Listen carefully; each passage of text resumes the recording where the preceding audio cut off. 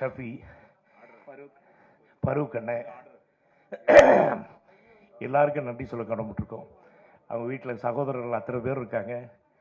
எல்லாரும் சகோதரர்கள், தாய்மார்கள், சகோதரிங்க எல்லாருக்கும் ரொம்ப நன்றி. என்ன இப்படிப்பட்ட ஒரு படத்தை எடுத்ததுக்காக. தம்பி கந்தா புதுசாக அறிமுகம் வர்றாரு. எனக்கு அறிமுக இயக்குனர் எனக்கு ரொம்ப ஆசை. உங்களுக்கு எல்லாரும் தெரியும், கிட்டத்தட்ட ஒரு 74 புது இயக்குநர்களோட நடித்ததில் என்னோட என்னோட லக் அது. அந்த வகையில் இவர் ஒரு புது இயக்குனர், இவர் கூட நடித்ததில் ரொம்ப சந்தோஷம். அதே மாதிரி தம்பி வெற்றி பட நாயகன் அவர்.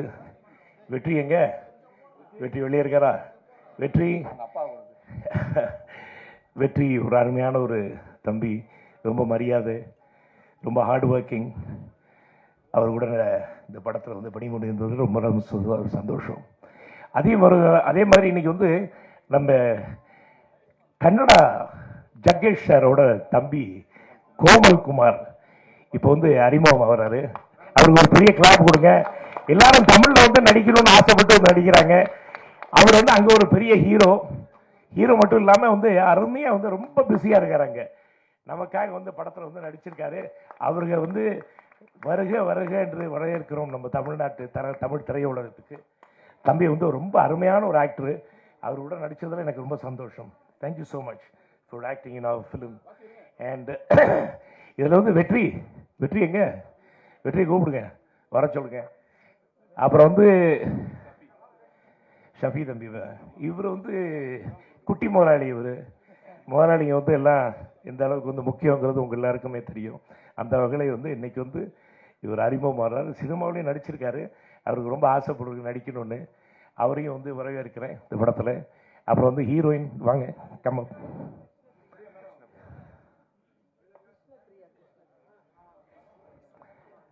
கிருஷ்ணபிரியா அவர்கள். ரொம்ப நல்லா இருக்குமா, சாங்ஸ் எல்லாம் பார்த்தோம், ரொம்ப நல்லா இருக்கு. Looking so nice. அவங்க நம்ம ரெண்டு பேரும் தான் சண்டை படத்தில். இப்படி இருந்தாலும் வணக்கம் வாங்க. இருந்தாலும் இந்த படத்தில் பணிபுரிந்ததில் ரொம்ப சந்தோஷம். ரொம்ப ஒரு அருமையான ஒரு ஆர்டிஸ்ட்டு. பெரிய ஒரு எதிர்காலம் இருக்குது உங்களுக்கு. All the best, take care. வெற்றி, I just talking about you, I just told about you, சொல்லிட்டேன். வெற்றி பட நாயகன் நீங்கள். உங்கள் கூட நடித்ததில் எனக்கு ரொம்ப சந்தோஷம், ரொம்ப ஹாப்பி. அண்ட் அப்புறம் அது மாதிரி டேனி எங்க? Danny cinematographer Oliver, Danny Oliver is wonderful சினிமோட்டோகிராஃபர்னு பார்த்தீங்க நீங்கள் எல்லாம் எவ்வளோ அருமையாக எடுத்திருக்காருன்னு. எல்லாம் சின்ன பசங்க கூட நானும் சேர்ந்து சின்ன பிள்ளைராயிட்டேன். டான்ஸ் ஆட மாட்டேன், நான் விட மாட்டேங்கிறேன். நம்ம போட்டு சாரி, நீங்களாம் பார்க்க வேண்டிய சூழ்நிலை. இப்படி இருந்தாலும் நான் ரொம்ப என்ஜாய் பண்ணேன். இவங்க கூட ஒரு யங்ஸ்டர்ஸ் கூட போய் சேர்ந்து சாயல்குடி கிராமத்தில் போய் அங்கே இருக்கிற மக்கள்லாம் அவ்வளோ பிரியமா, அவ்வளோ அன்பா, எல்லாரும் இங்கே போனாலும் அப்பா மேலே பிரியத்தில் எல்லாரும் நம்மளை வரவேற்காங்க. அதே மாதிரி என் மேலேயும் பிரியத்தில் இருக்காங்க. தம்பி விக்ரம் பிரபு மேலேயும் ரொம்ப பிரியமாக இருக்காங்க. ஸோ இந்த யூனிட்டுக்கே அவ்வளோ சந்தோஷமாக போய் நம்ம போய் இந்த ஒவ்வொரு கிராமத்துலையும் நம்ம போய் ஒர்க் பண்ணும்போது அவ்வளோ சந்தோஷமாக இருந்துச்சு. அப்புறம் முத்து இயக்குனர், அசிஸ்டன்ட் டைரக்டர், நம்ம கவிஞர் பிரபாகர், இவங்கள மியூசிக் டைரக்டர் எங்கப்பா Naufal Raja, is done a wonderful job. ரொம்ப நல்லா பண்ணியிருக்கீங்க தம்பி, thank you, God bless you, God bless you. Vairamuthu ஐயா இல்லை, வைரமுத்து ஐயாவோட கவிதை நீங்களே பார்த்துங்க, ரொம்ப சந்தோஷம். அண்ணனை பற்றி நான் தான் சொல்லணுங்கிற அவசியம் இல்லை. அதே மாதிரி தம்பி மோகன்ராஜ், அவரும் சாங்ஸ்லாம் எழுதியிருக்காரு. இப்போ சமீபத்தில் டூரிஸ்ட் ஹாலிடே கூட சாங்ஸ்லாம் அவர் தான் எழுதுறாரு. ஸோ இப்படிப்பட்ட அருமையான யங்ஸ்டர்ஸ், ரொம்ப டேலண்டட் யங்ஸ்டர்ஸ் கூட நானும் பறிமுறுதில் எனக்கு பறிமுறுதில் ரொம்ப ரொம்ப சந்தோஷம். ரொம்ப எனக்கு ஹாப்பி. தம்பி இமான் மறக்கக்கூடாது. We had a great time அங்கே. அப்புறம் இன்னும் யாராவது தான் இருக்கேன், வேறு யாராவது? தங்கதுரை காமெடி, ஆமாம் தங்கதுரை தம்பி, அது விஜய் டிவி தம்பி. தங்கதுரை, இமான்ல இப்போ சொல்லியாச்சு, எல்லாரையும் சொல்லியாச்சு. முத்து, மன்சூர் அலி கான் பற்றி சொல்லவே வேணாம், ஒரு அருமையான நடிகர், உங்களுக்கு தெரியும். ஆர்வி உதயகுமார், அப்படி எத்தனையோ பேர் படத்தில் நடிச்சிருக்காங்க. எத்தனையோ பேர் கூட எல்லாரும் கூட நம்ம நடித்தது ரொம்ப சந்தோஷம். I was feeling so happy and young, யூத்தாக இருந்த படத்தில். எப்படி மணி அண்ணன் பக்கத்தில் நின்னோன்னே எனக்கு வந்து யூத்னஸ் அப்படி தெரியுதோ அதே மாதிரி அண்ணன் நல்லா இருக்கீங்களா, உடம்பு நல்லா இருக்கா, அதே மாதிரி வந்து இங்கே இருக்கிற பல பேர் இங்கே, ஆமாம், நெல்லை அண்ணன், பழனிக்குமார், மண்ணை, மாதிரி எல்லாருமே எல்லாம் நம்ம நண்பர்கள் எல்லாம். ஒருத்தர் பேரை வந்து சொல்ல முடியல, எல்லாருக்கும் தெரியும். என் மனசுலேருந்து எல்லாரையும் வந்து வருக என்று அழைத்து தேவராஜ் எல்லாருமே. அப்புறம் வந்து இந்த கடைசி பாட்டு பார்த்தீங்கன்னா கொஞ்சம் இந்த உம்மா தானே அப்படிங்கிறது அண்ணன் டிஆர் அண்ணன் பாடினது. அதுக்கு நான் ஃபோன் பண்ணி ரொம்ப ரொம்ப சந்தோஷப்பட்டேன். அண்ணன் நீங்கள் எப்படி பாடினீங்கன்னு. அவருக்கு ஒரு சின்ன ஒரு அப்ளாஸ், அவருக்கு தேங்க்ஸ் சொல்லணும் அவருக்கு. அப்புறம் லிவிங்ஸ்டன் சார், லிவிங்ஸ்டன் வந்து குமார், ஜிஎம் குமார் லிவிங்ஸ்டன் அறிமுகப்படுத்துகிற நான் வந்து ரொம்ப சந்தோஷப்படுறேன். அறுவடை நாள்னு படத்தில் வந்து அறிமுகப்படுத்தணும். இன்றைக்கி வந்து எவ்வளோ பெரிய 2 பேருமே பெரிய ஆக்டர்ஸ் ஆகிட்டாங்க. ஸோ வந்து இந்த முக்கால்வாசி டேரக்டர்ஸ்லாம் 2-3 மீட்டர் போட்டே வந்துடுறாங்க. எல்லாம் ஆக்டர் ஆகிறாங்க, கேமராமேன் ஆகிறாங்க, அப்படியே காமெடியன் ஆகிறாங்க. இப்படிலாம் வந்து பல பேர் எல்லாம் இப்போ இறங்கிட்டாங்க. இப்போது சந்தோஷமாக இருக்குது. எல்லாருமே மல்டி டேலண்டட் பீப்புள் கூட வந்து ஆக்ட் பண்ணது ரொம்ப சந்தோஷம். உங்கள் அனைவரையும் வந்து ரொம்ப நாளைக்கு அப்புறம் பார்த்ததில் ரொம்ப ரொம்ப சந்தோஷம். வசீர் அண்ணன் வந்து எல்லாம் நம்ம வந்து ப்ரொடக்ஷன் எல்லாமே பார்த்துக்கிட்டார். அவர் தான் எங்களுக்கு சாப்பாடு காலையிலேருந்து மத்தியானம் நைட்டு வரைக்கும் சாப்பாடு போட்டதெல்லாம் அண்ணன் தான். ரொம்ப சந்தோஷம். அதே மாதிரி அண்ணன்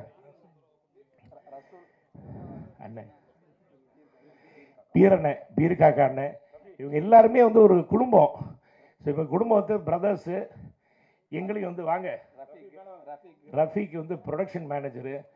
ஆமாம், இந்த ஆள் நினச்சா தான் நாங்கள் வந்து எங்கேயுமே போக முடியும். அதே மாதிரி வந்து ரசூல் இப்படி வந்து பல பேர் இருந்தாங்க. இவங்க என்னன்னா புது ப்ரொடியூசர்ஸு எல்லாரையும் அப்படி பார்த்துக்கிட்டாங்க. ஒரு படத்தை முடித்து படத்தை வந்து திரையரங்கத்துக்கு எடுத்துகிட்டு வரதே ஒரு பெரிய விஷயம் இன்னைக்கு. ஸோ அந்த வகையில் வந்து இப்படி இந்த படத்தை வந்து முடித்து Trend Music. Oh, you're very big man. You're the biggest man here on the stage. Okay. Anyway, Trend Music. நன்றி. Thank you so much. Sakthivel film வந்து வாங்கியிருக்காங்க படத்தை. அவங்களுக்கு வந்து நன்றி சொல்ல கடமைப்பட்டிருக்கோம். ஏன்னா படம் பார்த்துட்டு நல்லா இருக்குன்னு கேள்விப்பட்டு வாங்கியிருக்காங்க, நல்லா இருக்குன்னு பார்த்துட்டு வாங்கியிருக்காங்க. அந்த வகையில் கந்தன் அண்ட் குரூப் எல்லாருக்கும் என்னோட மனமார்ந்த வாழ்த்துக்களையும் நன்றியை தெரிவிச்சு, இந்த படம் வந்து நீங்கள் எல்லாரும் வந்து பெருசாக ஆதரிக்கணும் அப்படிங்கிறது, இந்த சின்ன பசங்களை எல்லாரும் ஆதரிக்கிறது என்னோட வேண்டுகோள். நன்றி, வணக்கம். அப்புறம் வந்து முக்கியமாக வந்து என் டைவர் பாபு, எனது சகோதரன், நான் மறக்க முடியாது. பாபு இல்லைன்னா எங்கள் வீட்டில் பல விஷயங்கள் நடக்காது. அதே மாதிரி இந்த படத்துல வந்து இவ்வளோ தூரம் மூவ் ஆகிறதுக்கு காரணமே வந்து டைமண்ட் பாபு தான். அவருக்கு நன்றி சொல்ல கடமைப்பட்டிருக்கோம். நண்பர்களுக்கும் மீடியா நண்பர்களுக்கும் என்னுடைய மாலை வணக்கம். எனக்கு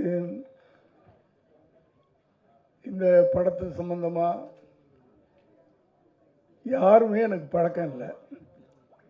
டைமண்ட் பாபு நிச்சயமாக இதுக்கு வரணும், பிரபு சார் சொன்னார் அப்படின்னு இன்விடேஷன் கொண்டாந்து கொடுத்தாரு.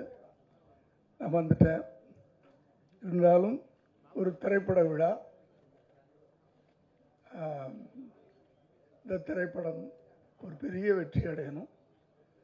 ஏற்கனவே 2 வெற்றிகளை தயாரிப்பாளர் கொடுத்துருக்காருன்னு கேள்விப்பட்டிருக்கேன். அவருக்கு என்னுடைய வாழ்த்துக்கள். அடுத்து கதாநாயகனாக, ஒரு கதாநாயகனாக 2 பேர் கதாநாயகன் கேள்விப்பட்டேன். ஒன்று நண்பர் பிரபு சார், 2வது வெற்றி. பிரபு சார் நிறைய வெற்றிகளை பார்த்துட்டாரு. வெற்றியை பார்க்கணும்.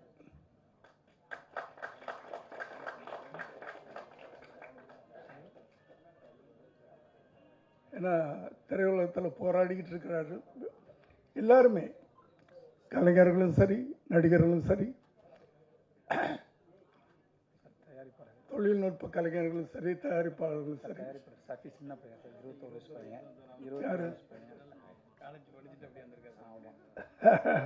ஒரு தயாரிப்பாளர்ன்றாங்க, குழந்தை மாதிரி இருக்காரு.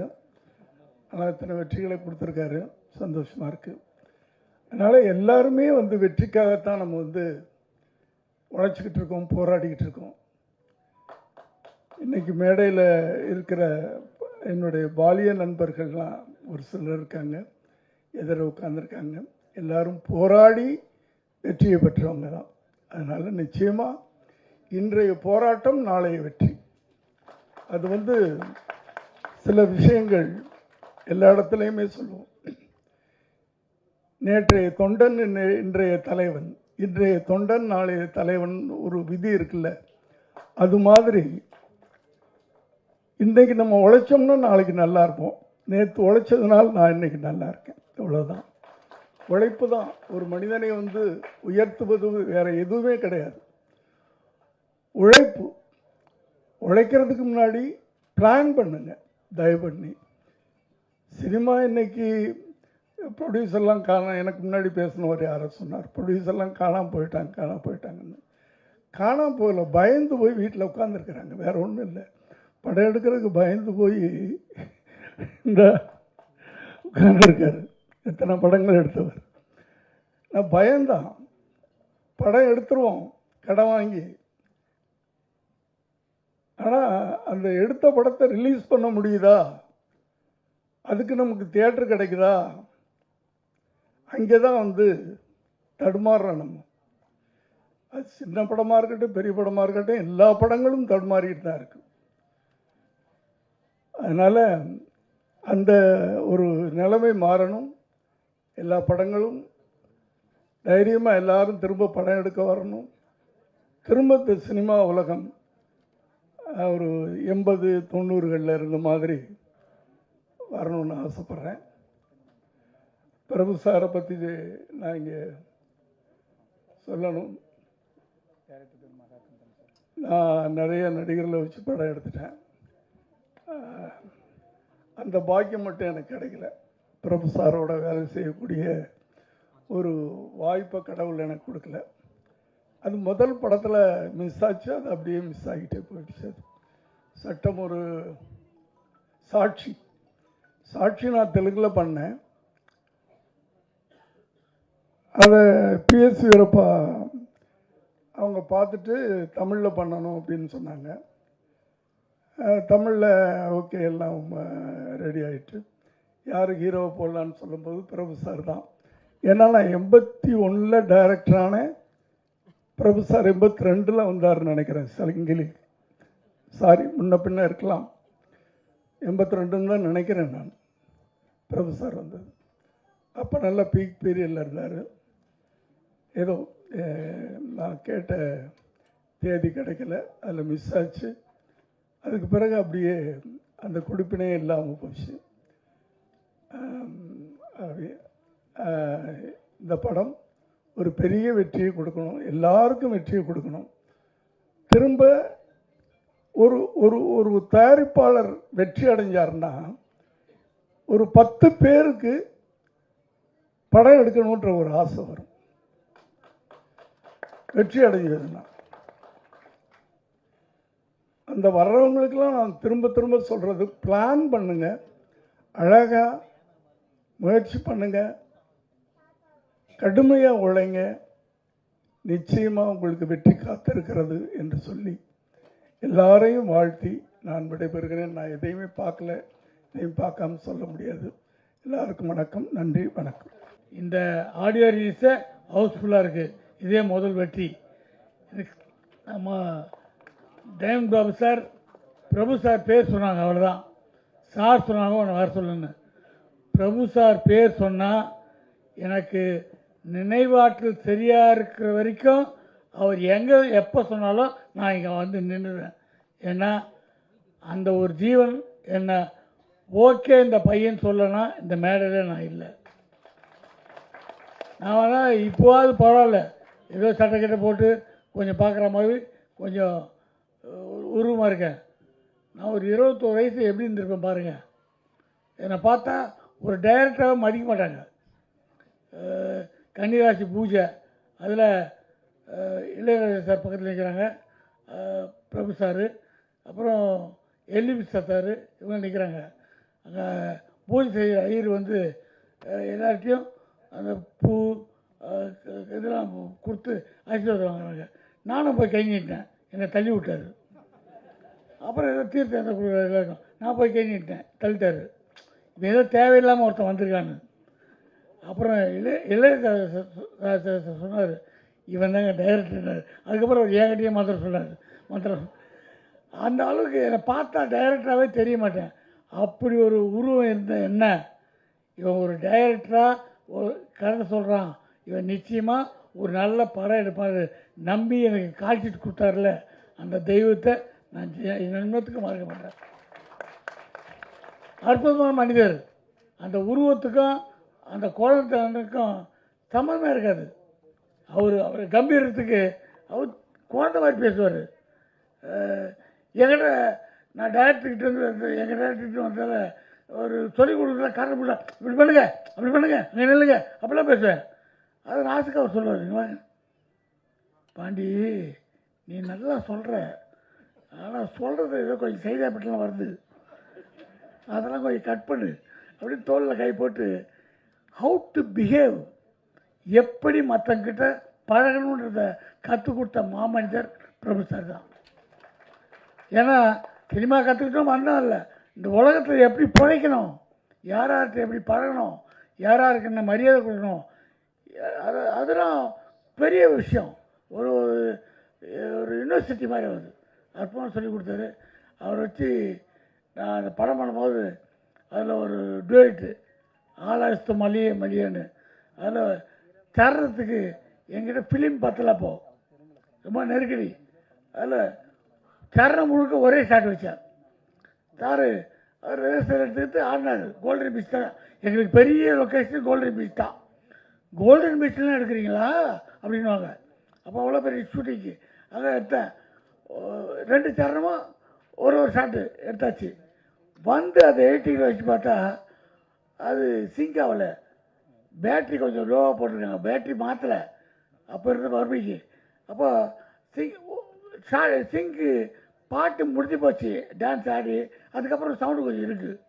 ஐயா ஒருத்தன்ட்டு அதை பார்த்து ஒரு நாளைக்கு அப்புறம் அந்த ஒரு 6 ஃப்ரேமை ஃப்ரீஸ் பண்ணி, அடுத்த ஃப்ரேம்லேயே ஒரு 6 ஃப்ரேம் ஃப்ரீஸ் பண்ணி அந்த ஃப்ரீஸும் மிக்ஸ் ஒரு டிசால்வ் மாதிரி பண்ணி விட்டோம். அது இதுலேருந்து அது மாறும்போது ஃப்ரீஸாக அது வரும். அப்பா அப்படின்னு தப்பிச்சோம். தியேட்டரில் அதை பார்த்த உடனே அந்த ஷாட்டை நாங்கள் தப்பு பண்ணதை அட்ஜஸ்ட் பண்ணியிருக்காங்க. அந்த ஷாட்டுக்கு கிளாப்ஸுங்க, என்ன அது தப்பாக கண்டுபிடிச்சாங்க, விசில் பறகுது. என்னென்னா போன தருணத்துலேருந்து அடுத்து பல்லவி மாறும்போது பிரபு சார் காஸ்டியூம் சேஞ்சு வேறு ஷர்ட்டில் வராரு, அதுக்கு விசில் பறகுது. ரசிக கூப்பிட்டேன், ஏன் கை தட்டிங்க, தலைவர் ஷாட்டில் சட்டை மாத்தினார்ல அந்த டிசைனில். அப்படி ஒரு ரசிகர்களை பெற்ற ஒரு சூப்பர் ஹீரோ, ஒரு பண்பாளர். அவர் இன்னைக்கு வரைக்கும் பாண்டி அப்படின்னு ஃபோன் எடுத்தோடனே அந்த உரிமையோடு கூப்பிடுற குணம் அதை மறக்க முடியாது. நான் டைரக்ட் பண்ணது பிரபு சாரை, அவர்கிட்ட கற்றுக்கிறது நிறையா. அதுக்கப்புறம் அவங்க அப்பா கூட நடித்தேன்.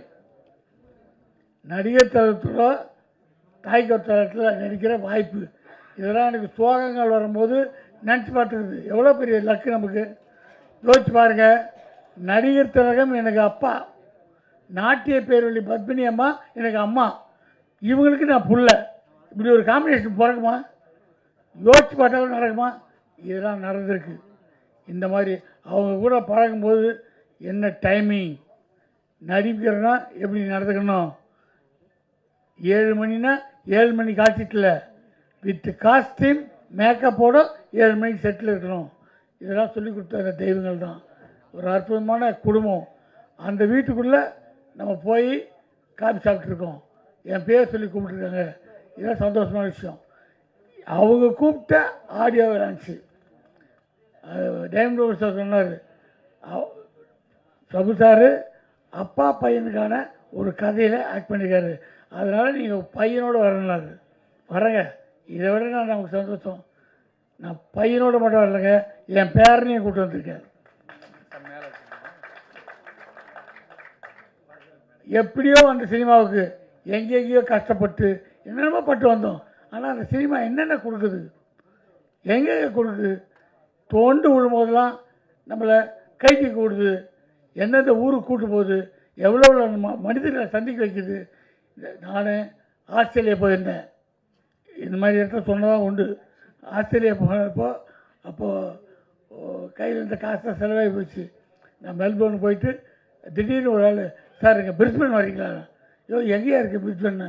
என்கிட்ட டிக்கெட்டுலாம் இல்லை, நான் சென்னை போகணுன்னு. இல்லை சார், நாங்கள் பிரிஸ்பன்லேருந்து உங்களுக்கு டிக்கெட் போட்டு தரோம். இல்லையா, காசு தான் செலவு பண்ணிட்டேன். நான் காசு தரேன் சார்.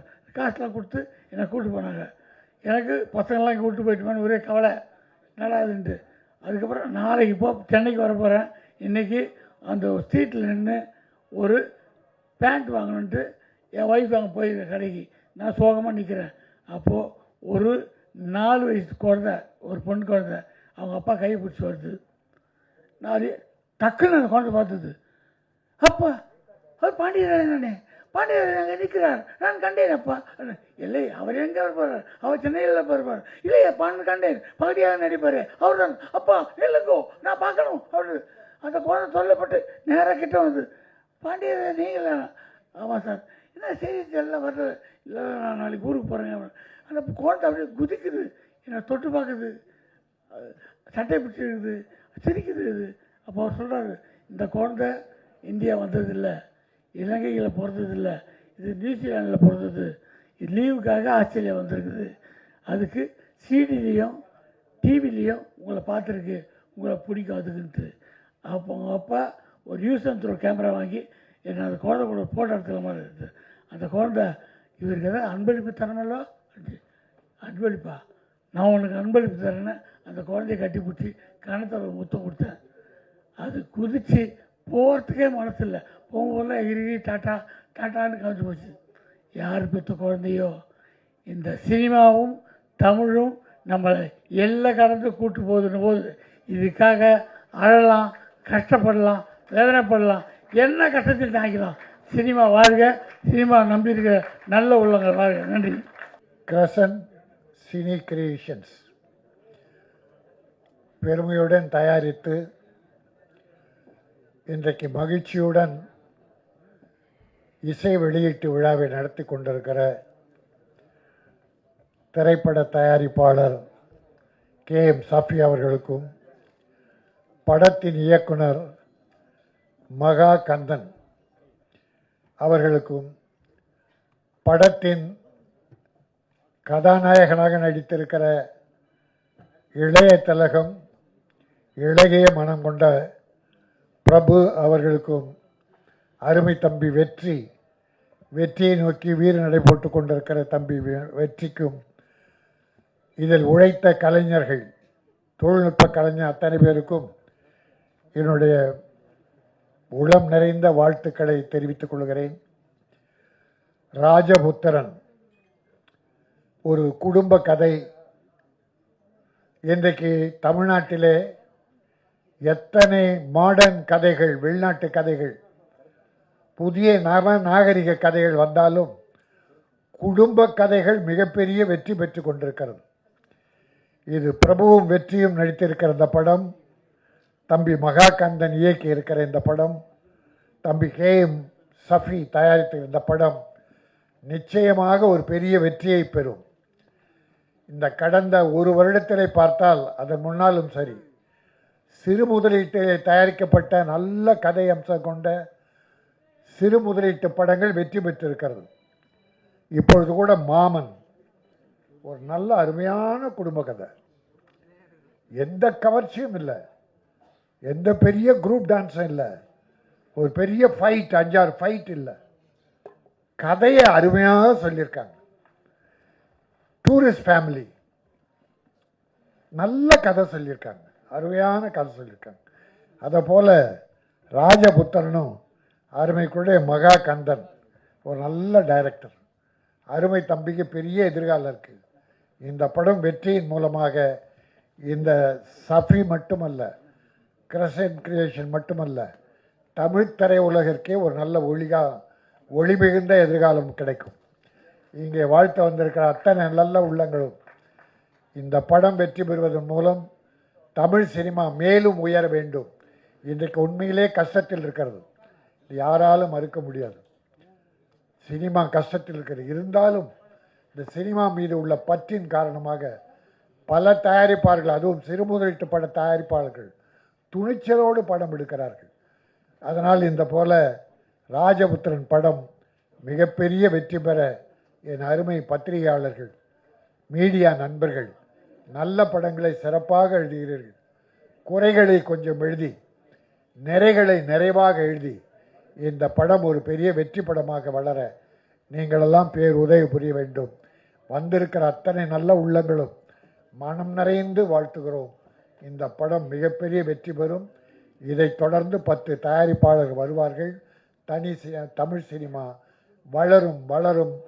நம்முடைய தயாரிப்பாளர் போட்ட பணத்தை மீண்டும் எடுப்பார். அடுத்த படம் தயாரிப்பார். அதுவும் வெற்றி படமாக அமையும் என சொல்லி விடைபெறுகிறேன். நன்றி, வணக்கம். குடும்பம் எல்லாருக்குமே இது பிடிக்கும். அப்பான்னா எல்லாருக்கும் பிடிக்கும். எங்கள் அப்பா தெய்வமாயிட்டார். எங்கள் அப்பாவை பார்த்துக்கிட்டது எங்கள் அம்மா. எங்கள் அக்கா வந்திருக்காங்க, அவங்க என்னை நல்லா பார்த்துக்கிட்டாங்க. எங்கள் அண்ணி, எங்கள் குடும்பங்க எல்லாமே என்னை நல்லா பார்த்துக்கிட்டாங்க. ஏன் இவ்வளோ சொல்கிறேன்னா, அவங்கள இத்தனை வருஷம் சினிமாவில் இவ்வளோ வருஷம் இருக்கணும்னா, ஒரு 10-15 வருஷம் சினிமாவில் இருக்குன்னா குடும்பத்தோட ஆதரவு இல்லாமல் இருக்கவே முடியாது. அதனால் முதல்ல அவங்களுக்கு நான் நன்றி சொல்லிக்கிறேன். ஏன்னா நம்ம ஒரு காவல்துறையில் இருந்தேன். காவல்துறையிலேருந்து வேலையை விட்டுட்டு இந்த சினிமாவுக்கு வந்தேன். அதனால் அவங்களோட சப்போர்ட் அவங்களுக்கு முதல்ல நன்றி தெரிவிச்சுக்கிறேன். அப்புறம் என்னென்னா, இந்த ஆடியோ லான்ச்சுங்கிறது ஏன் நடக்குதுன்னா, நம்ம பத்திரிக்கையாளர் இருக்காங்களா, அவங்க கொண்டு போய் இந்த கண்டென்ட்டை சேர்ப்பாங்க. நம்ம பேசுகிறது எல்லாமே இந்த பத்திரிக்கையாளர்கள் இல்லைன்னா நம்மளோட இந்த ஆடியோ லான்ச் இவ்வளோ பெருசாக பண்ணி இவ்வளோ விஷயம் பண்ணி அது போய் ஆடியன்ஸுக்கு சேரணுங்கிறதுக்காண்டி தான் நம்ம பண்ணுறோம். அதனால் பத்திரிக்கையாளர்களுக்கு ரொம்ப நன்றி. அப்புறம் என்னோட குரு வசந்த் சார், என்னென்னா சின்ன வயசில் இந்த எஸ்பிபி சார் வந்து மூச்சு விடாமல் பாடியிருப்பார். அது பாடும்போது நம்ம ஒரு பிரமிச்சு பார்த்துருப்போம். என்னன்னு பார்த்தா அதுக்கப்புறம் பார்த்தா அந்த டேரக்டர்கிட்டே நம்ம போய் வேலை பார்த்தோம். அது ஒரு பெரிய மகிழ்ச்சியான விஷயம். அவர்கிட்ட போகும்போது நிறைய விஷயங்கள் கற்றுக்கிட்ட மாதிரி இருந்துச்சு. சில பொசிஷன் நிப்பாட்டும் போல பார்த்தா எல்லாரையும் நிப்பாட்டி மேக்சிமம் எல்லாருமே நடிகர்களுக்கு டேரக்டர் போயிடுவாங்க. ஆனால் இவர் வந்து நடிகர்களை தனக்கானதை ஆக்கிக்குவார். அந்த மாதிரி ஒரு இயக்குனர் வசந்த் சார். அவர்கிட்ட வந்து ஒர்க் பண்ணதில் ரொம்ப மகிழ்ச்சி, நிறைய கற்றுக்கிட்டேன். எங்கள் டைரக்டர் வசந்த் சார் இங்கே இருக்காங்க, வந்ததுக்கு நன்றி ரொம்ப. அப்புறம் நந்தா பெரியசாமி சார், திருமாணிக்கம் இப்போ ஒரு படம் வந்திருக்கு. நான் நந்தா பெரியசாமி சார் தான் முதல்ல ஒர்க் பண்ணேன். திருமாணிக்கம் வந்து இன்றைக்கி வந்து வெற்றி படமாக இருந்திருக்கு. நிறைய அவர்கிட்ட கற்றுக்கிட்டது என்ன, ஓடிக்கிட்டே தவம் பண்ணணும்னு சொல்லுவார். என்னென்னா சினிமாவில் தோற்றுக்கிட்டே இருந்தாலும் இல்லை ஒரு அடுத்தடுத்த படங்கள் ஜெயிச்சுக்கிட்டே இருந்தாலும் ஒவ்வொருத்தவங்க காணாமல் போயிடுவாங்க. அவரோட இருந்த எத்தனோ பேருக்கு இன்றைக்கி சினிமாவில் இல்லை. ஆனால் அவர் இன்னைக்கு வரைக்கும் சினிமாவில் இருந்துக்கிட்டே இருக்கார், முயற்சி பண்ணிக்கிட்டே இருக்கார், வெற்றி பெற்றுக்கிட்டே இருக்கார், அடுத்தடுத்த படங்கள் பண்ணிக்கிட்டே. அவர்கிட்ட கற்றுக்கிட்டது என்னென்னா முயற்சி முயற்சி முயற்சி, உழைப்பு. அதுதான். மேடையில் வீட்டிற்கும் திரைச்சிற்பிகளே, விழாவில் காண வந்திருக்கும் நண்பர்களே, தொலைக்காட்சி தோழர்களே, ஊடக நண்பர்களே, உங்கள் அனைவருக்கும் என் பணிவான மாலை தமிழ் வணக்கத்தின் மகிழ்வோடு தெரிவித்துக் கொள்கிறேன். அரங்கம் நிறைந்து வழிந்து அரங்கத்தின் வெளியேயும் நிறைந்து வழியக்கூடிய இந்த காட்சி காண கண் கொள்ளாதது. இப்படியே திரையரங்கமும் நிறைந்து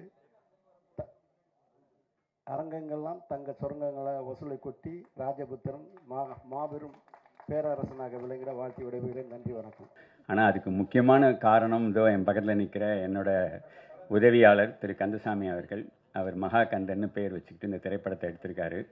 எனக்கு இந்த இடத்துல எங்கேயும் ஓடிக்கிட்டு நான் சாயங்காலம் வந்ததுலேருந்து பார்த்து ஆச்சரியப்பட்டது வந்து ஒரு யங்ஸ்டர். அவரோட வயசு, அவர் இங்கே இருந்தார்னா சொல்லட்டும், அவர் பேர் வந்து டைமண்ட் பாபு.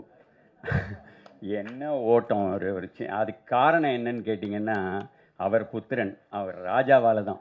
அதாவது வந்து ஃபிலிம் நியூஸ் ஆனந்தனுக்கு மேலே ஒருத்தர் தமிழ் சினிமாக்காக எவ்வளவு செஞ்சுருக்காரு. அவரோட ட்ரைனிங், அவரோட வளர்ப்பு, அதுதான் வந்து இப்படி டைமண்ட் பாபு இன்றைக்கும் சின்ன பையன் மாதிரி அவ்வளோ பேரையும் ஓடி அவ்வளோ பேரையும் கூப்பிட்டு எங்கள் வீட்டுக்கு வந்து நேரில் இன்விடேஷன் கொடுத்தார். அதாவது சின்சியாரிட்டி, டெடிகேஷன், இதோட உச்சம் அவர். ஸோ கைலாசத்தினால தான் அவரோட சன் அவ்வளவு சிறப்பாக இருந்தார். கைலாசம்ங்கிறது பால்சன் சாரோடைய அப்பா. கைலாசம் வந்து அவ்வளவு டிசிப்ளின்டு பர்சன். அவர் பையனை வளர்த்ததுனால தான் கேபி சார்னு ஒருத்தர், கேபி சார்னால 47 உச்ச நட்சத்திரங்கள் ரஜினி சார் உட்பட தமிழ் சினிமாவுக்கு. அந்த மாதிரி ஒரு ஃபாதரையும் நான் நினச்சி பார்த்தேங்க உட்காந்துருக்கும் போது. என்னோடய அப்பா சிடி சோமையாவனால தான் நான் இன்றைக்கி இந்த மேடையில் இருக்கேன். அவர் தான் என்னோட ஹீரோ எப்பயுமே. ஸோ இந்த மாதிரி எவ்வளோ பேரை சொல்லலாம். எங்கள் அப்பா சொல்லுவார், தேவக்கோட்டைன்னு எங்கள் ஊரில் வேதாள உலகம் செட்டு போட்டது, ஏவிஎம் செட்டு போட்ட காலத்துலேருந்து அவருக்கு ஏதோ சினிமாவுக்கு வரணும்னு ஆசை, அவரால் வர முடியல, அவரோட ஆசையை நான் தீர்த்து தான் சொல்லுவார். ஸோ இந்த மாதிரி இவங்க அப்பாவினுடைய ஆசை எனக்கு எவ்வளோ சொல்லியிருக்காரு. இன்றைக்கி வந்து இந்த மகாகந்தன் இவ்வளவு சூப்பராக ஒரு முதல் படம், இது முதல் படமாக இவர் முதல் பட டைரக்டராக இங்கே வந்திருக்கிற கூட்டம் எதுவுமே அதை நம்ப முடியாது அப்படின்னு சொல்கிற மாதிரி இருக்குது. ஏன்னா அவ்வளோ நல்ல மனுஷன் அவர். எனக்கு தெரியும், என்கிட்ட ஒர்க் பண்ணதுலேருந்து, அதாவது வந்து நானும் அவரும் ஆர்டிக் அண்டார்டிக் மாதிரி. எனக்கு கொஞ்சமாக கோவம் வரும் பாலச்சந்திரன் சார்ட்டு கற்றுட்டதுனால. இவருக்கு கோவம்னா கிலோ என்ன விலைன்னு கேட்பார். அவ்வளவு சாந்தமாக அவ்வளவு ஸ்மூத்தாக எல்லா விஷயங்களையும் செய்யக்கூடியவர், திறமையானவர். எப்படி எங்கிட்டேருந்து வந்து ஒரு பிச்சைக்காரன் சசி வந்தாரோ, ஒரு ஊட்டி அன்வர் வந்தாரோ, ஒரு புலிவால் மாரிமுத்து நடிகர் டைரக்டர் வந்தாரோ, எப்படி வாலி எஸ்ஜே சூர்யா வந்தாரோ, எப்படி வந்து மெட்ராஸ்காரன் வாலி மோகன்தாஸ் வந்தானோ, அந்த மாதிரி கண்டிப்பாக மிகப்பெரிய வெற்றியை என்னுடைய உதவியாளர் திரு கந்தசாமி பெறுவார். அதுக்கு இங்கே வந்திருக்கிற அத்தனை பேரும் பேசின பேச்சுகளும் சாட்சி. ரொம்ப மகிழ்ச்சி, வாழ்த்துக்கள். வெற்றி விழாவில் சந்திப்போம். நன்றி. இது வரைக்கும் எல்லாத்தையும் எப்படி கூப்பிடுச்சு இந்த பாப்பா? இந்த படத்தில் கந்து வட்டி வசூலிப்பு வராங்க. இது தேவையா உங்களுக்கு? அதான் கவர்மெண்ட்டே வசூலிச்சுட்டு இருக்கு ஜிஎஸ்டிங்கிற பேரில். பெரிய கொடுமைடா. இப்படி ஒரு ட்விஸ்ட்டை இந்த பாப்பா கொடுக்கும்னு நான் எதிர்பார்க்கவே இல்லை. ஐயா வாங்க, அமித்ஷா அவர்களே. ஐயா வணக்கம். இந்த படத்துக்கெல்லாம் அமித்ஷா வந்திருக்காரு. ஐயா சந்தான பாரதி சாருங்களா? அது போஸ்டர்லாம் எல்லா இடத்துலையும் அமித்ஷா அமித்ஷான்னு போட்டு வில்லாதி வில்லனை போட்டாங்களா? இவர்கள் வில்லத்தனம்லாம் ஒன்றும் இல்லாமல் ஆயிடுச்சு. அப்படி நாட்டை ஆண்டுட்டு இருக்காங்க.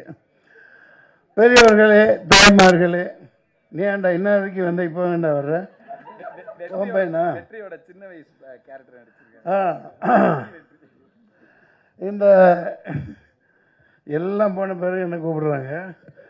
சரி, ராஜபுத்திரன் பிரபு அவர்களே, ஐயா வரல, வந்துட்டு போயிட்டாங்களா? ஆஹா, உடம்பா? அதெல்லாம் சும்மா அவருக்காவது உடம்பு சரியில்லாமல் இருக்கிறது. நான் இருந்தால் விட்டுருக்க மாட்டேன். ஏன் விட்டீங்க? உங்களுக்கு ஒரு விஷயம் தெரியுமா? இந்த கூட்டத்தில் யாருக்காவது தெரியுமா? அதாவது அவர் அளவுக்கு இந்தியாவிலேயே குதிரை ஓட்டக்கூடிய ஆள் யாருமே இல்லை. ஜெயச்சந்திரன் சார் வணக்கம். பிரபு சார் கேப்டனே மிரண்டிருக்கார். பெங்களூரில் பயங்கரமாக படிக்கல ட்ரைனிங் எடுத்தவர். குதிரை செத்தாலும் அவர் இறங்க மாட்டார், கீழே பறப்பார். 120 கிலோமீட்டர் ஸ்பீடில் பறப்பார் பிரபு சார். அவருக்கு போய் உடம்பு சரியில்லைன்னா எப்படி? இன்னொன்றும் நம்ம அப்படியே விஷயங்கள் மறந்துடுவேன், சொல்லிட்டு போகணும். ஒரு சில படங்கள் குதிரைக்கு முக்கியத்துவமாக கண்டா ஏதோ வர சொல், இந்த மாதிரிலாம் படங்கள் வந்தது. கதாநாயகர்கள் குதிரை ஓட்ட கற்றுக்குங்க முதல்ல. ஏன்னா அந்த கன்ராஜ், இப்போ டைமண்ட் பாபு சார் கன்ராஜ் தானே, ஆவணி 40 குதிரைக்கு மேலே வச்சுருக்காங்க. எங்கிட்ட தென்னவன், அவங்கெல்லாம் பாவம் குதிரைக்கு கொல்லி எப்படி போடுவாங்க. கதாநாயகர்கள்லாம் பில்டப்லேயே வாழ்ந்துட்டு போகிறாங்க. ஒரு குதிரை ஓட்டுற சீனா குதிரை கற்றுக்கணும். அது என்ன ஒரு 1000 2000 1000 10,000 கொடுத்து கற்றுக்கிறதுல என்ன? கற்றுக்க மாட்டேங்கிறாங்க. பில்டப்லேயே ஓடிட்டு இருக்குது. பில்டப்லேயே எல்லாம் ஓடுது. குதிரையும் பிழைக்கும், அவங்களும் பிழைப்பாங்க. அதனால் இது ஒரு தகவலாக இனிமேல் வர்ற கதாநாயகர்கள், உனக்கு குதிரை ஓட்ட தெரியுமா? உண்மையா? அதே 2 கால் குதிரையை சொல்லலை. அந்த பாப்பா இருக்குது, பயங்கரமான பாப்பாப்பா. கதாநாயகி பேர் என்ன? கிருஷ்ணபிரியா. அப்பா, அந்த கால ரேவதி மாதிரி இருக்காங்க, நல்லா வருவாங்க. ராஜபுத்திரன் பிரபு அவர்களே, ரஜபுத்திரன் கதாநாயகன் அவர்களே, ரஜ கஜ துர பதாகைகளாக வந்து எடுத்துக்கொண்டிருக்கும். ஏன் ரஜ கஜ பதாதைகள்னு இவங்களை சொன்னாங்க பாருங்கள். AK-47 மாதிரி தாளிகையாளர்களே மற்றும் நெல்லை சுந்தரராஜன் அவர்களே, மதிய நண்பரே, நிறைய இருக்காங்க இங்கே. ஐயா நிறைய பேசிட்டு போயிட்டாங்க, எல்லாத்தையும் பேசணும். பழைய ஜோக்கு தம்பி துரை அவர்களே, நான் விட மாட்டேன். நான் பழைய ஜோக்கு தம்பி துரை தான், தம்பி தங்கத்துறை. சாரி நான் இவங்கள மாதிரி போயிட்டேன். அவங்க கூட பழகினேன்னா அந்த பழைய ஜோக் அதை சொல்லி காட்டிட்டேன். நீங்கள் சொல்கிற ஜோக்கெல்லாம் புது ஜோக், நடக்கிறது தான் பழைய விஷயமா நடக்குது. இப்போ பாருங்கள், ஆப்ரேஷன் சிந்தூர் கொடுமை. எங்கேருந்து வந்தான்னு தெரியல, எங்கே இப்படி போனான்னு தெரியல, பிடிக்கிறதாவும் இல்லை. 1/2 மணி நேரத்தில் தமிழ்நாடு போலீஸை விட்டுருந்தா, ஏன்னா அதுக்கப்புறம் 8ஆவது நாள் அங்கே இருக்கேன். முன்னாடியே நிகழ்ச்சிப்படி. சார் ரொம்ப கொடுமைங்க. அங்கே உள்ள சாதாரண இந்த இப்போ குதிரையை பற்றி பேசினேன்ல, பாவம் அந்த குதிரைக்கு கொள்ளு போட கூட காசு இல்லை. இந்த டூரிஸ்ட்டை நம்பி தான் என்டையர் காஷ்மீரே இருக்குது.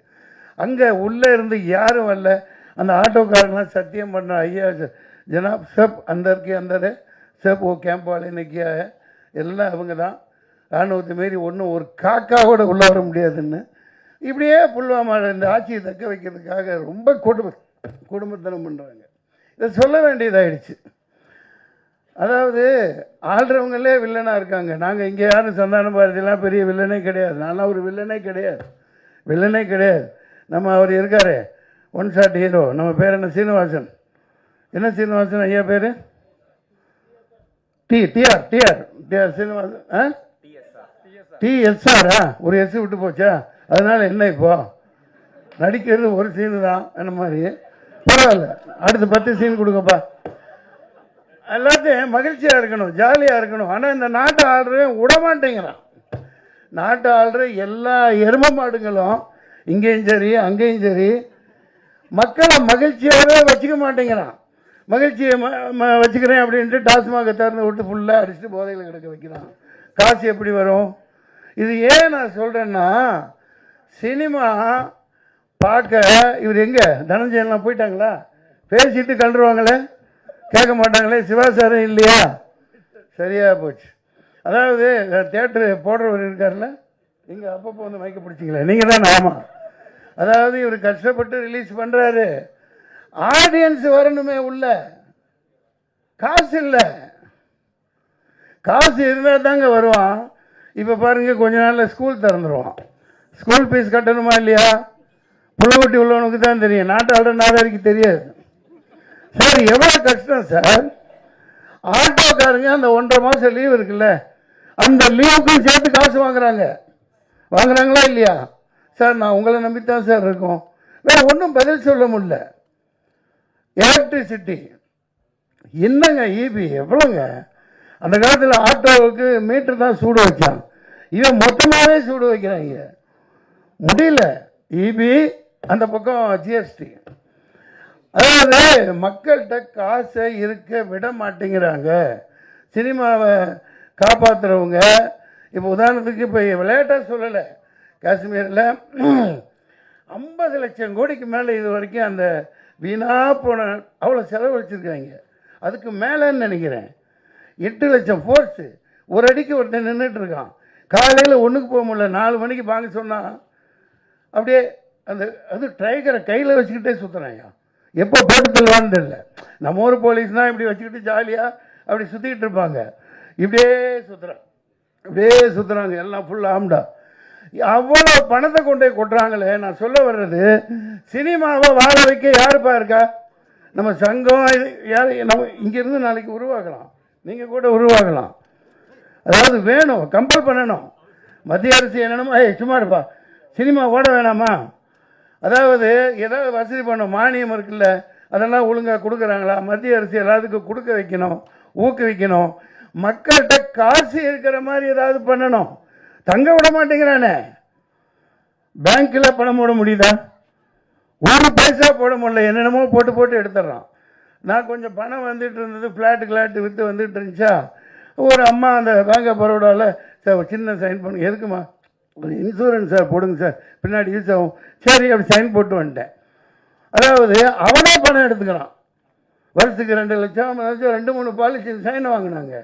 ஒரு மெடிக்கல் இதுக்காக ஒரு நண்பரை ரொம்ப இது பண்ணி பணமே இல்லை, அப்போ ஒரு 2 லட்சம் அக்கௌண்ட்டில் போடுன்னா எப்போ போட்டான்னு தெரியாது, மெசேஜ் வருது 2,18,000 முடிச்சிட்டாங்க அந்த இன்சூரன்ஸ்.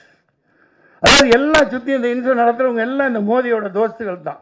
எடுத்துகிட்டு ஓடுறாங்கல்ல சுருட்டுறவங்க.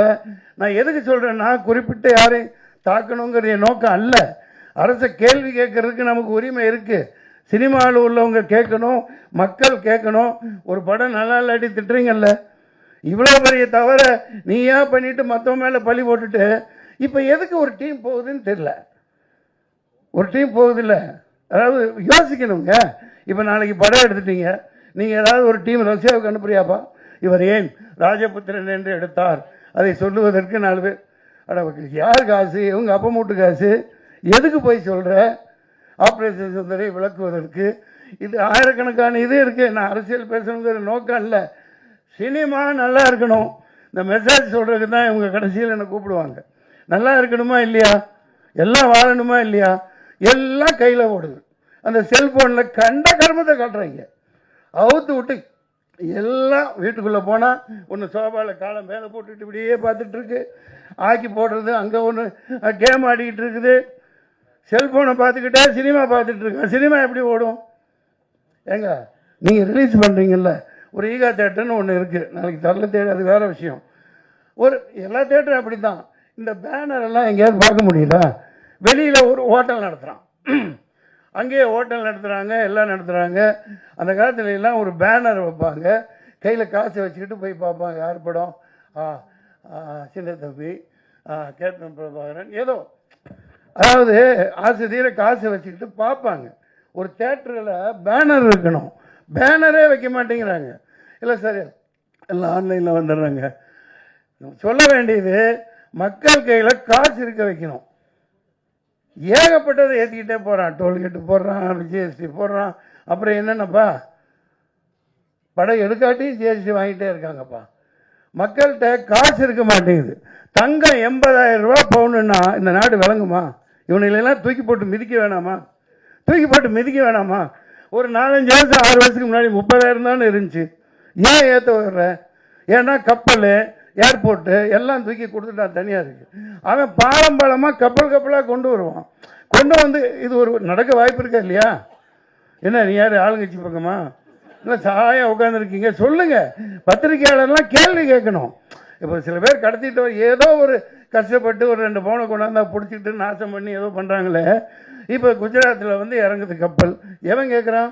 அதான் நீ துறைமுகம். அவன் பாட்டு கப்பலில் 1000 கிலோ 2000 கிலோ 10,000 கிலோ கொண்டு வர்றான். அவனே நிப்பாட்டி வச்சுட்டு பண்ணுறான். ஏதோ ஒரு சூது நடக்குது எல்லா நாடுகளுக்கு நடுவில். இல்லாட்டி இதெல்லாம் குறைக்கிறதுக்காக சினிமாக்காரங்க எடுக்கத்தான் முடியும், சொல்லத்தான் முடியும். ஆனால் மக்கள் இப்போ 30,000 ரூபாய்க்கு இருந்தால் தானே இந்த ஏழை பொண்ணுகளுக்கெல்லாம் கல்யாணங்களை எப்படி நடத்த வைப்பாங்க? 80,000 ரூபாய் கொடுத்து யார் வாங்கி நடத்துவா? எம்ஜிஆரும் போயிட்டாரு, ஜெயலலிதாவும் போயிடுச்சு. ஏதோ தாலிக்கு தங்கம் நாள் தூக்கி கொடுத்து ஒரு 4 பவுன் 5 பவுனு கொடுக்கலாம். கொடுக்க பார்ப்போம். சினிமாவில் ஒருத்தன் வருவான், நாளைக்கு ஏதோ செய்வான், நாட்டை ஆடுறதுக்கும் ஒருத்தர் வருவான்.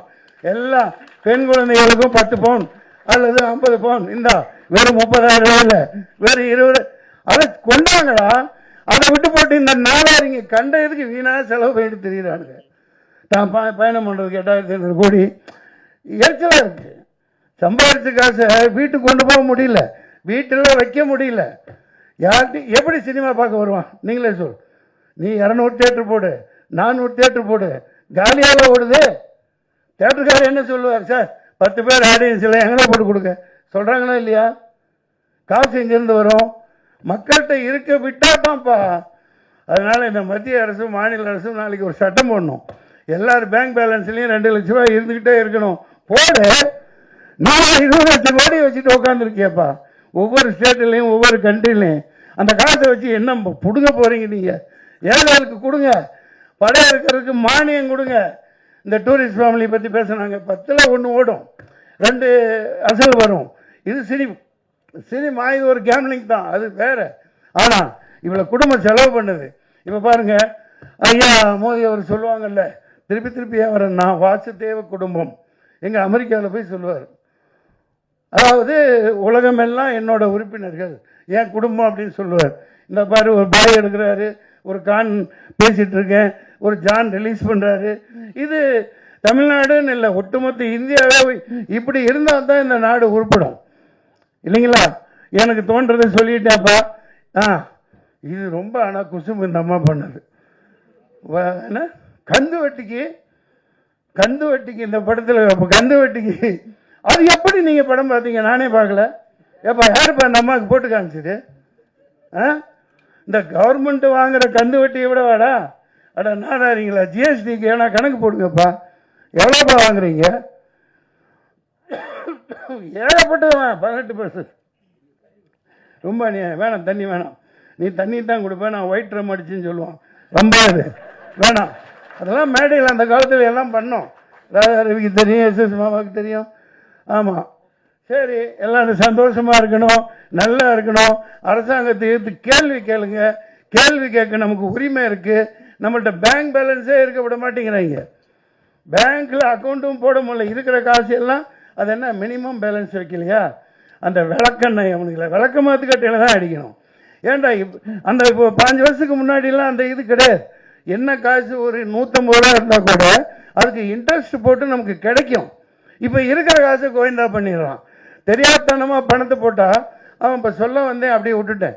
அந்த 2 லட்ச ரூபா போட்டேன் இல்லையா இன்சூரன்ஸுக்காரன், அதோட சேர்த்து இருந்த காசையே பிடிங்கிட்டான். ஏன்டா நான் கையெழுத்து போட்டது ஆட்டோமேட்டிக்காக அவன் எடுத்துக்குவானா. ராக் கொள்ளக்கார மாதிரி நடத்துறானுங்க இந்த பேங்க். இதெல்லாம் உதைக்கணும். அஜித் ஒரு படத்தில் நல்லா சொல்லியிருப்பார். ஸோ மகாகந்தன் டைரக்டர் மகாகந்தன் மகா கஞ்சனா தான் இருக்கக்கூடாது, மகா கந்தனா இருக்கலாம் இல்லையா?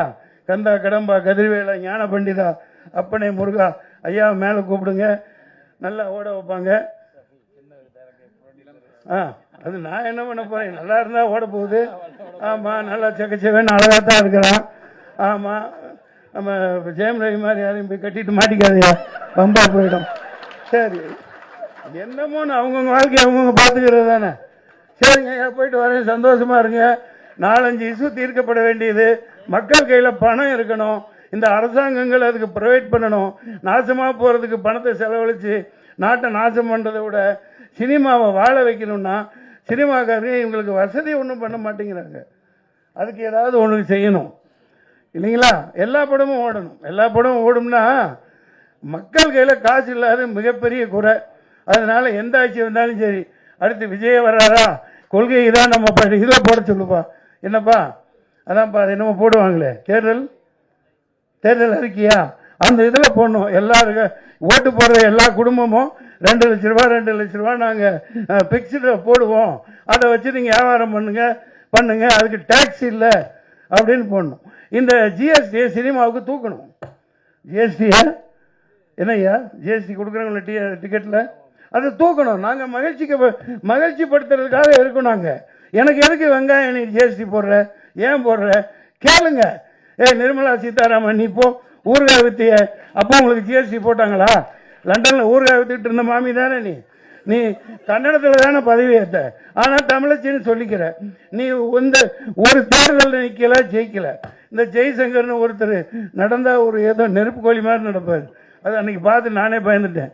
அது உருவக்கேலி செய்யக்கூடாது. நம்ம அது என்ன ஆத்திரம்னா, நாங்கள்லாம் காசு கொடுத்து எலெக்ஷனில் நின்று ஜெயிக்கிறேன் தோக்குறேன், ஒன்றுமே இல்லாமல் நோகாமல் நோம்பு கொண்டு வந்து மக்களை வாட்டி விதைக்கிறாங்க. அதனால தான் நம்ம வெறுப்பு. உங்களில் ஒருத்தனா நான் இந்த வெறுப்பை பதிவு பண்ணுறேன். சினிமா நல்லா வாழ்ந்தால் தான் மக்கள் நல்லா வாழ்வாங்க. மக்கள்கிட்ட பேங்க் பேலன்ஸ் இருக்கணும். அந்த ஜிஎஸ்டி எல்லாம் சினிமாவுக்கு தூக்கணும், மானியங்கள் கொடுக்கணும் இல்லையா? நன்றி, வணக்கம், போயிட்டு வரேன். ஜாலியாக இருங்க, சந்தோஷமா இருங்க. நன்றி, நன்றி, வணக்கம். மாதா பிதா குரு தெய்வத்துக்கு வணக்கம். நான் பேசுகிறேன் என் தாய்மொழி தமிழுக்கு முதல் வணக்கம். கேமரா வச்சிருக்கிற எல்லாருக்கும் உங்களுடைய ப்ரெஷர் எனக்கு என்னன்னு புரியுது. தயவு செஞ்சு 2 வார்த்தை ஹீரோயினை பேசிட்டா நாங்கள்லாம் டக்குன்னு கிளம்பிடுவோங்கிற மனநிலையில் அப்போ 2 ஹீரோயின் தயவு செஞ்சு பேச சொல்லுங்கள் அப்படின்னு குரல் நீங்கள் அங்கே சொல்கிறது இங்கே வரைக்கும் கேட்குது. சும்மாவே மன்சூர் அலிகான் அண்ணன் பேசுவார். அவர் சும்மாவே அந்த ஆட்டம் ஆடுவார். இவங்க அக்கா வர சலங்கை கட்டி விட்டுருச்சு. அவர் ஜிஎஸ்டி அது இதுன்னு பேசி, ஆமாம், 1/2 hour பேசுனதில்லை. இந்த படத்துக்கும் பொலிட்டிக்கல் சம்மந்தமான படமா, இது வில்லேஜ் சம்மந்தமான படமா, கந்தசாமி ப்ரொடியூசர் எல்லாம் நாளைக்கு விஜிலன்ஸ் ரிப்போர்ட் கொடுத்துருப்பாங்க. இங்கே என்னென்ன பிரச்சனை நடந்தது, இந்த படத்துக்கும் ஏதாவது சம்மந்தம் இருக்கா, அந்த பிரச்சனைக்கும் சம்மந்தம் இருக்கான்னு. உண்மையிலேயே அந்த படத்தில் ஒன்று இருக்குது. அப்படிதான் வில்லங்கமாக தான் பேச வச்சிருக்கீங்கன்னு நினைக்கிற வில்லனை. ஸோ சின்ன படங்களுக்கு சக்தி என்ன சொன்ன மாதிரி சக்தி ஃபிலிம் ஃபேக்டரி ரொம்ப சின்ன படங்களை ரொம்ப அழகாக நேர்த்தியாக ரிலீஸ் பண்ணுறது ரொம்ப குறைவான ப்ரொடியூசர் தான் கவனம் பண்ணி பண்ணுறாங்க. அதில் ரொம்ப நேர்த்தியாக நீங்கள் ஒவ்வொரு படங்களுமே சிறப்பாக பண்ணீங்க. ப்ளூ ஸ்டார் தொடர்ச்சியாக நான் பார்த்துக்கிட்டே இருக்கேன். ரொம்ப சிறப்பாக பண்ணுறாங்க. கந்தசாமியை ரொம்ப நாளாக எனக்கு தெரியும். கந்தசாமி போலீஸாக இருந்துட்டு வேலையெல்லாம் தூக்கி போட்டுட்டு சினிமா தான் வாழ்க்கைன்னு சொல்லிட்டு வந்தவர். வரப்போட ரொம்ப நாளாக முதல் படம் பண்ணணும்னு தேடிட்டு இருந்தேன். நானும் அவரும் படம் பண்ண வேண்டியது.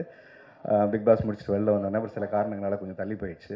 ஒரு 2-3 கதை சொன்னார். என்கிட்ட ஓட்டுப்பெட்டி ஒரு கதை இருக்குது, வேறு கதைகள் இருக்குது. இந்த கதையும் ஒரு நல்ல ஜனரஞ்சகமான மக்களுக்கு போய் சேரக்கூடிய ஒரு நல்ல கதையாக பண்ணியிருக்காரு. காலையில் குட் மார்னிங் வருதோ இல்லையோ அவருடைய போஸ்டர் ஒன்று வந்துடும். இந்த படம் சார்ந்த ஒரு தகவல் வந்துடும். இந்த படத்தின் மேலே அவருக்கு இருக்கிற காதல். அதுக்கப்புறம் பிரபு சாரோட அனுபவத்தை பற்றி சொல்லிட்டாங்க. நானும் அவரோட நடிச்சிருக்கேன். அவரை பற்றி சொல்லணுன்னா ஒரே ஒரு வார்த்தையில் என்ன சொல்லணுன்னா, புது நடிகர்கள் நடித்தா கூட நான் நடிக்கும்போது என்னுடைய அனுபவத்தை சொல்கிறேன். அங்கே பக்கத்தில் சேர் வந்து அவர் கொண்டாந்து போட்டுருவாங்க. சீனியர் அவருடைய அசிஸ்டண்ட் இருப்பாங்க.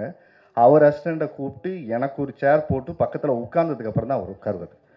இது வந்து ஒரு பெரிய கல்ச்சர் வந்து, அதாவது எந்த நடிகர்கள் என்ன வயசு எவ்வளோ அனுபவம் இருக்குதுலாம் இல்லை, எல்லாரையும் அந்த சரிசமமாக நடத்தக்கூடிய பக்குவம், சாப்பாடு, அன்பு, இது எல்லாமே உங்களுக்கு இந்த படத்தில் அவருடைய பிளஸ்ஸிங் உங்களுக்கு கிடச்சிருக்கும், வந்து கொடுத்துட்டு போயிட்டார்.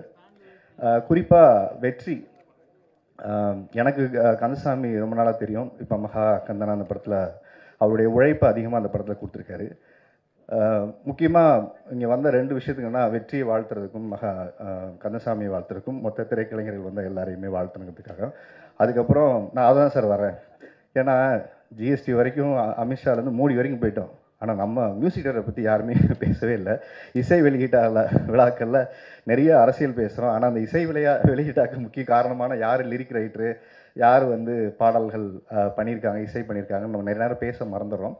பட்டு அவருடைய மியூசிக் வந்து டீசர், ஆர்ஆர் எல்லாமே எனக்கு கேட்டேன் பிரதர். ரொம்ப நல்லாயிருக்கு பிரதர், ரொம்ப நல்லாயிருக்கு. Hi everyone. So actually I'm still learning Tamil, so sorry for that. So என் பேர் கிருஷ்ணபிரியா. ஸோ இது வந்து என்னோட முதல் படம். I am really nervous. So first of all, I would like to thank director who chose me for this character, Kandasamy sir. Thank you. And Shafi. He said he chose me for this film, but thank you for that. And thank you for giving my remuneration on time. And Vetri, he's such a very talented actor and very kind-hearted, and he helped me throughout the full film. So thank you. And the soul of the movie, Naufal Raja sir, and I'm doing this film like second time with him. So he did my first film too. And last but not the least, Prabhu sir. He's the one of the best person I ever met in my life, and he helped me. He teach me a lot of things, which literally support me. I'm very nervous. Sorry for that. Thank you so much. Tamil இது நம்ம முதல் தமிழ் படம். And my டைரக்டருக்கு மகா கந்தன் அவர்களுக்கும் நன்றி. And என்னோட producer அண்ணன் கோதர்ஷா அண்ணன், அதான் என்னோட இன்ட்ரடியூஸ் பண்ணுறது தமிழில். அண்டு மேடவாக்கம் ஃபாரூக் பாய், அவருக்கு என்னோட நன்றி. Shafi bro, thank you. மியூசிக் ரொம்ப தைரியமாக போடுறாரு, பேசுகிறது தான் கொஞ்சம் நல்லா வந்திருக்கு.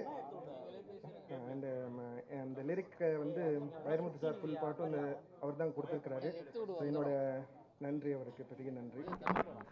தேங்க்யூ. இங்கே வந்திருக்க பத்திரிகையாளர்கள் மற்றும் மேடைக்கு வந்த பெரியவர்கள் அனைவருக்கும் என்னோட நன்றி தெரிவிச்சுக்கிறேன்.